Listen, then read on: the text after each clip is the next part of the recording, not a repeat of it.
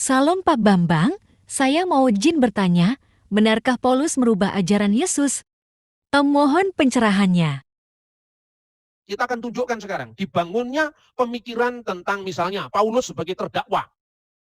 Karena itu mula-mula dari munculnya mazhab Tübingen di Jerman yang membuat teori bahwa Paulus itu menciptakan kekristenan model baru yang bertentangan dengan Petrus dan Judeo-Christianity. Maka ada teori bahwa Pauline Christianity versus Petrinian Christianity. Kekristenan Petrus yang bersifat Yahudi tapi lebih moderat, lawan kekristenan Paulus yang jelas-jelas Helenis dan memasukkan ide-ide asing tentang ketuhanan Yesus, tentang anak Allah dari paganisme dan sebagainya. Pengaruh agama misteri dipertentangkan dengan kekristenan Petrus. Dan bahkan muncul kekristenan Yakobus yang lebih ekstrim lagi bertentangan dengan kekristenan Petrus. Semua asumsi ini muncul karena apa? Gereja atau para teolog itu kualat dengan bapak-bapak gereja ini, bahasanya orang Jawa Timur ini. Kenapa kualat? Karena mereka sok merasa lebih pintar daripada saksi-saksi sejarah yang dituduhnya itu menguntungkan gereja Katolik. Jadi ini karya demet, karya setan dalam gereja. Sehingga membuat kekristenan sendiri satu sama lain itu menjadi terpecah-pecah karena menegakkan doktrinnya masing-masing. Lupa bahwa warisan sejarah yang begitu agung dalam kekristenan tidak lagi dihormati. Kemudian Tuhan tidak tega dengan carut-marut berpikir orang Kristen yang saling kutub-mengkutub tadi. Maka sekitar tahun 1907, 1910 ditemukannya dokumen yang namanya Apostolic Fathers. Dokumen ini dulunya ketika pertama ditemukan, banyak teolog-teolog dari gereja Protestan itu skeptis. Dia mengatakan tidak mungkin di zaman penganiayaan itu muncul dokumen-dokumen yang begitu penting ini. Ini tidak mungkin kalau ditulis oleh muridnya para rasul. Bagaimana mungkin waktu itu kan gereja dalam penganiayaan. Ini yang terjadi. Dalam hati saya mungkin saya berpikir jangan-jangan para teolog ini takut. Jangan-jangan kalau ini dibuka, yang benar Katolik gitu kira-kira. Ini saya bukan orang Katolik loh, saya ngomong begini. Tetapi saya ini berangkat dari pemikiran bukan Kristen. Jadi saya jauh lebih objektif daripada Anda ketika saya ngomong seperti ini. Karena saya tidak ada beban. Mau Katolik, mau Calvinis, mau Lutheran, saya tidak ada beban. Beban saya hanya satu, bagaimana saya mengkomunikasikan Injil kepada mayoritas Indonesia yang begitu canggih menolak iman Kristen. Itu saja.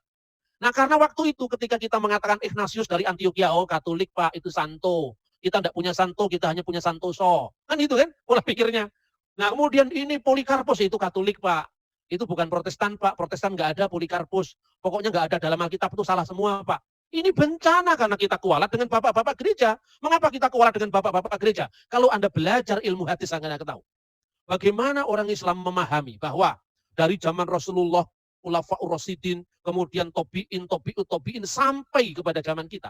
Itu yang disebut metode sanad. Makanya ketika saya masih SMA, saya suka mengejek teman-teman saya dan mengatakan, hei kamu orang Kristen, kamu punya sanad apa tidak?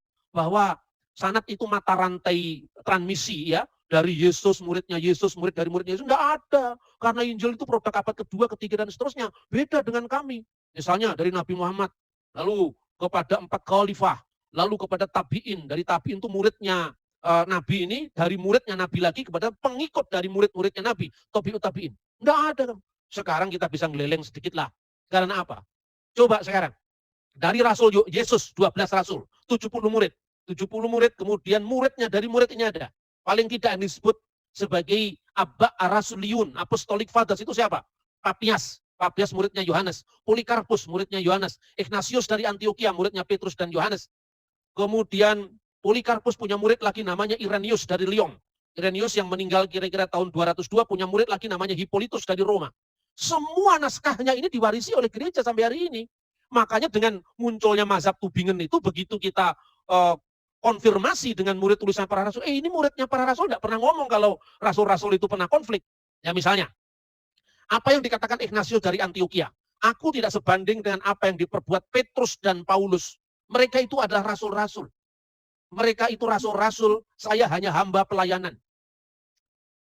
Buktikan sekarang, muridnya Petrus bilang kalau Petrus nggak pernah bertentangan dengan Paulus.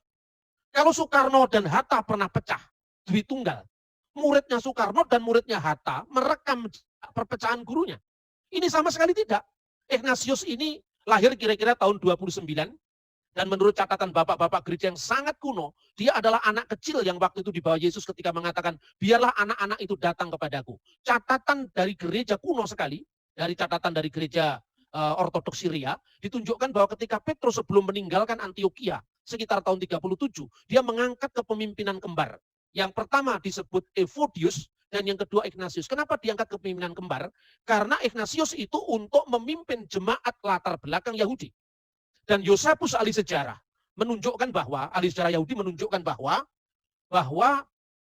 pada waktu itu kota Antioquia 20% itu dihuni oleh orang Yahudi. Kemudian di tengah jalan, Evodius mengundurkan diri dan kemudian kepemimpinan gereja diambil oleh Ignatius dari Antioquia. Lalu dari mulutnya Ignatius itulah kita mengenal, aku percaya kepada satu gereja yang kudus, yang rasuli. Sampai hari ini gereja Protestan mengatakan aku percaya kepada gereja yang kudus dan am. Itu dari mulutnya Ignatius dari Antioquia. Ketika dia mengatakan di mana ada episkop di situ ada gereja. Dan dia mengatakan, ini muridnya langsung dari Rasul. Tidak pernah ada pertentangan antara Petrus dan Paulus. Polikarpus dari Smyrna. Kita hanya mengenal kota Smyrna dalam konteks dengan 7 jemaat dalam kitab Wahyu. Dia mengatakan apa? Polikarpus dari Smyrna meninggal tanggal 22 Februari tahun 156 Masehi pada hari Sabat besar. Kira-kira dia ditangkap itu pada hari persiapan, yaitu Jumat menjelang matahari terbenam. Itu dicatat begitu lengkap oleh dokumen gereja kuno. Ini bukan sekedar sejarahnya gereja Katolik. Ini harta karun gereja semesta. Dia mengatakan apa? Namun demikian belum pernah aku lihat dan aku dengar terjadi di antara kalian, di mana Paulus yang diberkati itu pernah melayani di tengah-tengah kalian, seperti yang dinyatakan dalam permulaan suratnya. Sebab Paulus membanggakan kalian di antara semua gereja sebagai satu-satunya yang mengenal Allah.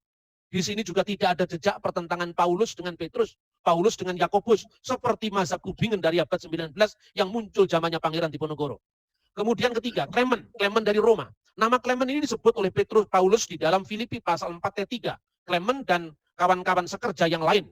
Clement yang disebut Paulus ini ternyata ditemukan dokumennya ditulis sekitar tahun 95. Dia mengatakan, menghadapi iri hati dan perselisihan, Paulus telah memberikan contoh yang telah ditunjukkan olehnya dengan membayar harga bagi ketaatannya.